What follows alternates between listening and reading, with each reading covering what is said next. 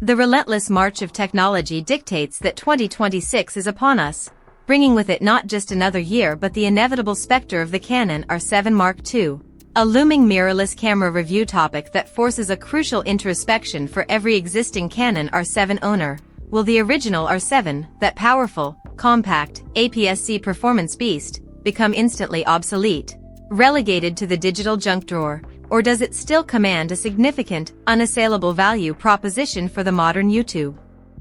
creator gear advice seeker, the dedicated wildlife photography setup specialist, and the pragmatic professional photography gear user? The buzz around the R7 II is deafening, fueled by tantalizing rumors of a new sensor, perhaps a next-generation stack design to obliterate the notorious rolling shutter, an all-electronic shutter for silent, blisteringly fast capture without mechanical limitations, and an overall chassis and ergonomic overhaul designed to further blur the line between the crop sensor system and its full-frame siblings like the R6 Mark III, suggesting a major leap forward in the high-speed video creation hybrid category. But for those of us who have lived, breathed, and delivered commercial work with the original R7, this isn't just a simple spec sheet comparison, it's the heart of the camera obsolescence debate. The perpetual cycle where a perfect tool is suddenly deemed inadequate just because a marginally shinier one exists, a feeling intensified by a self-imposed or spousal gear buying ban list that many of us in the creator economy can relate to, making the decision to stick with the OG R7 a matter of principle and financial prudence.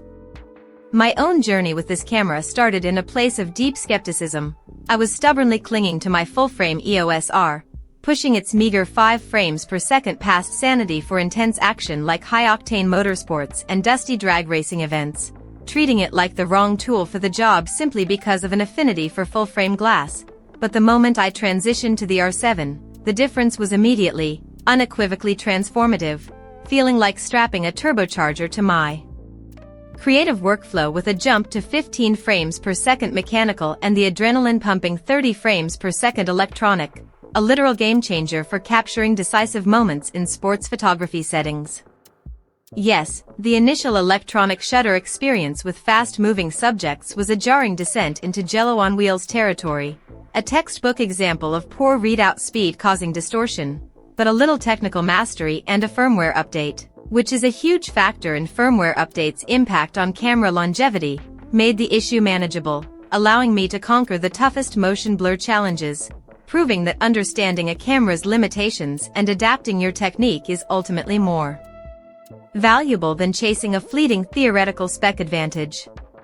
We must also address the perpetual critique of any APS-C system, the low-light challenge, a legitimate concern for low-light video capabilities and event photography. But modern sensors combined with increasingly sophisticated in-body image stabilization and superior noise reduction software have closed that gap significantly. And besides, there are clever workarounds like the Essential Speed Booster Benefits accessory, which I use religiously, a cheat code that effectively reduces the crop factor and grants an extra stop of light, suddenly allowing my R7 to confidently engage in a full-frame cosplaying operation, transforming its light-gathering capabilities, a technique that is indispensable for mitigating the 4K crop factor in video and cementing its place as a formidable budget filmmaking camera. The mixed public reception the R7 received was classic internet polarization. Half the YouTube hot takes section lamented the rolling shutter and low-light noise, while the other half celebrated its unparalleled autofocus speed, sticky tracking, high burst rate, and impressive 10-bit color depth, leading to the undeniable conclusion that its performance is purely conditional on the user's intent and application. If you know its limitations, you can lean into its spectacular strengths, particularly the lightning-fast dual-pixel AF, which remains a pinnacle of Canon R system longevity and a core reason for its continued relevance, offering long-term camera investment security. I anticipate the R7 II will feature a stacked sensor with a readout speed likely matching or beating the original R6, potentially eliminating the mechanical shutter entirely and introducing advanced features like 6K video recording, which are exciting developments in 2026 camera predictions. But the real question is whether these advancements represent a need or merely a want for the average creator, who is already producing stunning, high-quality content for their YouTube creator gear advice videos or professional client work with the first-generation model.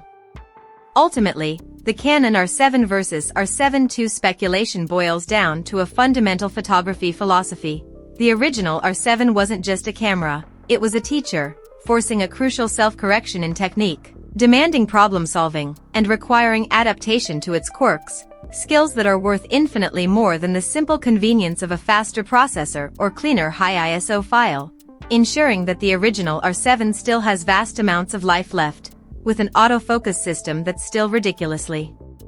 quick and dependable, image quality that's consistently killer, and an overall package that pushes me to be a sharper, more thoughtful photographer every time I pick it up, which is why I'm confidently riding the Canon R system longevity of the original R7 right through 2026 and into the next phase of the digital imaging revolution.